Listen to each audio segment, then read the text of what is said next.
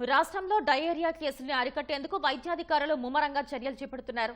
కేసులు నమోదైన చోట ప్రత్యేక వైద్య శిబిరాలు ఏర్పాటు చేసి చికిత్స అందిస్తున్నారు. స్టాప్ డయేరియా కార్యక్రమంలో భాగంగా ప్రజలందరికీ అవగాహన కార్యక్రమాలు చేపడుతున్నాయి. డయేరియా లక్షణాలు ఉంటే వెంటనే దగ్గరలోని ప్రభుత్వ ఆసుపత్రికి వెళ్లి చికిత్స తీసుకోవాలని సూచిస్తున్న ఆరోగ్య శాఖ ప్రత్యేక ప్రధాన కార్యదర్శి కృష్ణబాబుతో మా ప్రతినిధి జయప్రకాష్ ముఖాముఖి. రాష్ట్రంలో పలు ప్రాంతాల్లో డయేరియా విజృంభిస్తుంది. చాలా వరకు ప్రభుత్వం దాన్ని కట్టడి చేయడానికి కూడా పలు కార్యక్రమాలు చేపడుతూ ఉంది. అంటే అసలు ఈ డయేరియా ఎందుకు పలు ప్రాంతాల్లో ఎక్కువగా జరుగుతుంది, అసలు ఏ విధంగా వీటిని అరికట్టేందుకు ప్రణాళికలు చేపడుతూ ఉన్నారు అని తెలిపేందుకు మనతోటి వైద్య ఆరోగ్య శాఖ ప్రత్యేక ప్రధాన కార్యదర్శి కృష్ణబాబు గారు ఉన్నారు. వారిని పూర్తిగా తెలుసుకుందాం. డయేరియా పలు ప్రాంతాల్లో వస్తూ ఉంది. దానికి సంబంధించి అసలు ప్రధాన కారణాలు ఏంటి? సీజన్ బిగినింగ్ లో మనకి లాస్ట్ జూన్ చూస్తే గనక నార్మల్ రెయిన్ఫాల్ కన్నా ఆల్మోస్ట్ 62% ఎక్స్ట్రా రెయిన్ఫాల్ మనకు వచ్చింది. ఫస్ట్ రెయిన్స్ వచ్చినప్పుడు న్యాచురల్ గా వాటర్ ప్రాపర్ గా ట్రీట్ చేసుకోవాల్సిన అవసరం ఉంటుంది, వేడి చేసి చల్లార్చి తాగాల్సిన అవసరం ఉంటుంది. విలేజ్ అండ్ మున్సిపల్ ఏరియాల్లో ఎస్పెషల్లీ గ్రామ స్థాయిలో కానివ్వండి, పంచాయతీరాజ్ కానీ మున్సిపల్ అడ్మినిస్ట్రేషన్ కానీ మొత్తం కూడా బ్లీచింగ్ పౌడర్ ప్రాపర్ గా కలపడం, క్లోరినేషన్ ప్రాపర్ గా చేయడం అనేది చేయాల్సి ఉంటుంది. ఇప్పుడు ఆల్మోస్ట్ మనం రిపోర్ట్ అయిన కేసెస్ మనం చూస్తే గనక ఆల్మోస్ట్ 90% పైన వాటర్ బోర్న్ ఇష్యూ, అంటే వాటర్ లో కంటామినేషన్ వలన వచ్చినాయే మనకి ఎక్కువ ఉన్నాయి. ఈ వాటర్ వాల్వ్స్ అవన్నీ కూడా డ్రైనేజ్ వాటర్ లో, అంటే మనం ఎప్పుడైతే వర్షాలు బాగా ఉన్నాయో ఆ డ్రైనేజ్ వాటర్ బ్లాక్ అవడం, చాలా మంది మోటార్స్ వాడడం అలవాటైపోయింది, ఎస్పెషల్లీ అర్బన్ ఏరియాల్లో మనం చూస్తే గనక. సో ఈ మోటార్స్ వాడినప్పుడు ఏంటంటే ఈ డ్రైనేజ్ వాటర్ను కూడా మనం సక్ చేసేస్తుంది, కాబట్టి ఈ కంటామినేషన్ బాగా ఎక్కువగా ఉంది. దీన్ని దృష్టిలో పెట్టుకుని హెల్త్ డిపార్ట్మెంట్ కూడా ఒక ఇండిపెండెంట్ గా అసలు చెక్ చేయాలనే ఉద్దేశంతో మనం ప్రతి సిహెచ్ఓ అంటే విలేజ్ హెల్త్ క్లినిక్ దగ్గర మనం బిఎస్సి నర్సింగ్ గ్రాడ్యుయేట్ ని ఒక్కొక్క విలేజ్ కి ఒకరిని పెట్టాము. సో వాళ్ళకి మనం బయోలాజికల్ టెస్టింగ్ కిట్స్ మనం సప్లై చేసాం. వాళ్ళ పని ఏంటంటే ప్రతి బుధవారం కూడా అక్కడ వస్తున్న వాటర్ ని ప్రాపర్ చెక్ చేసి, అది 36 అవర్స్ 48 అవర్స్ అంటే 2 రోజుల్లో ఆ వాటర్ గనక బ్లాక్ గా మారిపోతే గనక దాంట్లో హెచ్టిఎస్ కంటామినేషన్ అంటే బయోలాజికల్ కంటామినేషన్ ఉంది అనేది తెలుస్తుంది.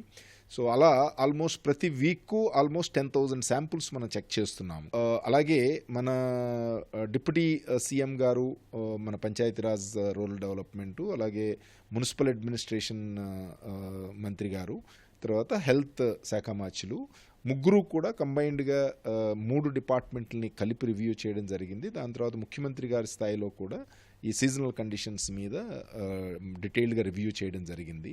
సో ఈ క్లీన్ డ్రింకింగ్ వాటర్ని మనం ప్రొవైడ్ చేయడానికి, సప్లై చేయడానికి, ఇందులో ఈ డ్రైనేజ్ లీకేజెస్ కానివ్వండి, అలాగే డ్రైన్స్ క్లాగ్ అయిన డ్రైన్స్ డీసిల్టింగ్ చేసి దాన్ని ప్రాపర్గా చేయడం, రిపేర్స్ చేయడం, అలాగే ఈ ఎక్కడైతే మనకి క్లోరిన్ పర్సంటేజ్ తక్కువ ఉందో, అలాగే మనకి బ్లీచింగ్ పౌడర్ ఎక్కడైతే అవైలబుల్ లేదో, ఇవన్నీ కూడా ప్రాపర్గా డిపార్ట్మెంట్స్ని ప్రాపర్గా చేయమనేది ఇన్స్ట్రక్షన్స్ ఇవ్వడం జరిగింది. అలాగే ఇంట్లో కూడా కాచి చల్లార్చి తాగడం అనేది మంచిది అనేది ఒకటి. తర్వాత హ్యాండ్ హైజీన్, ఇప్పుడు టాయిలెట్కి వెళ్ళి వచ్చినా లేకపోతే దేనికైనా కానీ హ్యాండ్ హైజీన్ అంటే హ్యాండ్ సోప్తో ప్రాపర్గా కడుక్కుని ఏదైనా ఫుడ్ పెట్టడం అయినా కానీ, పిల్లలకు పెట్టడం కానీ, వాళ్ళు తినడం కానీ, ఏదైనా హ్యాండ్ హైజీన్ అనే దాని మీద చాలా ఫోకస్ చేస్తూ ప్రతి ఇంటింటికి క్యాంపెయిన్ టేకప్ చేస్తున్నాం. 2-3 రోజులు అలా నెగ్లెక్ట్ చేసి అప్పుడు హాస్పిటల్కి వచ్చిన వాళ్ళతో కొంచెం బాగా ప్రాబ్లం అవుతోంది, సివియారిటీ బాగా పెరుగుతోంది. అందుకని ఏంటంటే ఆ సిచ్యువేషన్ లేకుండా మనమే ప్రతి ఇంటికి వెళ్ళి అక్కడేమన్నా అలాంటి లక్షణాలు ఉన్న వాళ్ళు ఉంటే కనుక వాళ్ళకి ఓఆర్ఎస్ ప్యాకెట్స్ అందజేయడం, జింక్ టాబ్లెట్స్ ఇవ్వడము, అలాగే లోకల్ విలేజ్ హెల్త్ క్లినిక్ లోనే మనం సెలైన్ కూడా ఎక్కించడానికి ఏర్పాట్లు చేయడం జరిగింది. ప్రతి విలేజ్ హెల్త్ క్లినిక్ లో కూడా మనకు అందుబాటులో 105 వెరైటీస్ ఆఫ్ డ్రగ్స్ మనం అందుబాటులో పెట్టాము. ఐవి ఫ్లూయిడ్స్ కూడా పూర్తి స్టాక్ పెట్టడం జరిగింది. సో అందుకని ఎవరు కూడా నెగ్లెక్ట్ చేయకోకుండా, మనకి జస్ట్ ఇవాళే కదా స్టార్ట్ అయింది, రేపు చూద్దాం ఎల్లుండి చూద్దామని కాకోకుండా ఇమీడియట్గా ఆ మెడిసిన్స్ తీసుకోవడం, దాని తర్వాత అవసరమైతే గనక ఐవి ఫ్లూయిడ్స్ తీసుకోవడం గనక చేస్తే గనక మేజర్ 80% కేసెస్ మనం విలేజ్ లెవెల్లోనే ట్రీట్ చేయడానికి అవకాశం ఉంది. పిడుగురాళ్ళ, అదేవిధంగా తిరుపతి, ఇటీవల జగ్గైపేట, విజయవాడ ఇట్లాంటి ప్రాంతాల్లో కూడా కొన్ని మరణాలు సంభవించడం, విరివిగా కేసులు కూడా నమోదు కావడం జరిగింది. అటువంటి ప్రాంతాల్లో వైద్య శిబిరాలు ఏ విధంగా ఏర్పాటు చేశారు? వైద్య చికిత్స ఎట్లా అందిస్తూ ఉన్నారు? ఏదైనా ఒక కేసు రిపోర్ట్ అవ్వగానే మన ఫీల్డ్ లెవెల్ హెల్త్ స్టాఫ్ నుంచి మనకి ఇన్ఫర్మేషన్ వచ్చే ఏర్పాటు మనం చేసుకున్నాము. డిస్ట్రిక్ట్ లెవెల్లో కమిటీ పెట్టాము, టాస్క్ ఫోర్స్ పెట్టాము, అలాగే స్టేట్ లెవెల్లో టాస్క్ ఫోర్స్ పెట్టాము. సో అలాగే ప్రతి డిస్ట్రిక్ట్లో కూడా ఒక ర్యాపిడ్ అసెస్మెంట్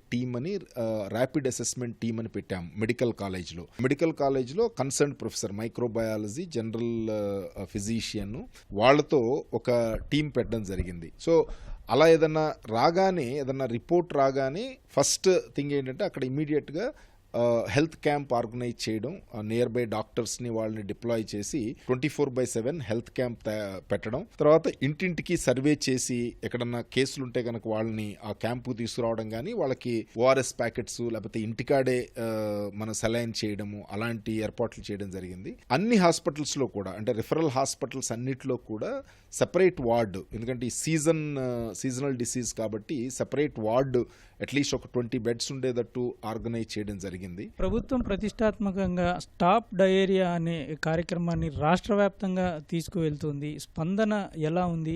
స్టాప్ డయేరియా కార్యక్రమం మెయిన్ ఉద్దేశం ఏంటంటే 5 years లోపు ఉన్న చిన్నపిల్లలు ఈ డయేరియా వలన కొన్ని సీరియస్ అవ్వడం, కొన్ని మరణాలు సంభవించడం జరుగుతోంది అనేది ఓవరాల్ గా స్టాటిస్టికల్ గా మనం చూస్తే గనక. సో అందుకని గవర్నమెంట్ ఆఫ్ ఇండియా ఏంటంటే బిలో 5 years చిన్నపిల్లల్ని దృష్టిలో పెట్టుకుని ఈ స్టాప్ డయేరియా క్యాంపెయిన్ మేజర్గా స్టార్ట్ చేయడం జరిగింది. సో ప్రతి ఇంటికి మనం ఓఆర్ఎస్ ప్యాకెట్స్తో పాటు జింక్ టాబ్లెట్స్ ఇచ్చి వాళ్ళలో అవేర్నెస్ క్రియేట్ చేసి, ఇలా ఏదైనా గనక ప్రాబ్లం వచ్చినప్పుడు, డయేరియల్ లక్షణాలు ఉన్నప్పుడు ఇమీడియట్గా ఓరల్ హైడ్రేషన్ ఓఆర్ఎస్ ప్యాకెట్స్ వాడమని, అలాగే జింక్ టాబ్లెట్స్ 5 days కంటిన్యూస్గా వాడమని, అది మనం ఆల్మోస్ట్ ప్రతి ఇంటింటికి మన హెల్త్ స్టాఫ్ వెళ్ళి ఫ్లిప్ చార్ట్స్ తయారు చేయడం జరిగింది. ఆ ఫ్లిప్ చార్ట్స్ చూపిస్తూ తల్లిదండ్రులకి అవగాహన కలగ చేయడం అనేది మెయిన్ ఉద్దేశం. యాజ్ ఆన్ టుడే మనం యాక్టివ్ కేసులు చూస్తే కనుక 2 villagesలో యాక్టివ్ కేసులు ఉన్నాయి. ఒకటి తిరుపతి, రెండోది పల్నాడు జిల్లాలో. 2 కేసులు కూడా మన వాళ్ళు యాక్టివ్గా ట్రీట్మెంట్ అది ఇస్తున్నారు. తర్వాత మిగతా డిపార్ట్మెంట్స్తో కోఆర్డినేట్ చేసి అదర్ యాక్షన్ తీసుకోవడం జరుగుతుంది. డయేరియా లక్షణాలు ఉన్న వ్యక్తి హాస్పిటల్కి వెళ్తే కిట్లు సరిపడా అన్ని ఉన్నాయా? ఏ విధంగా వాటిని అందుబాటులో ఉంచాడు?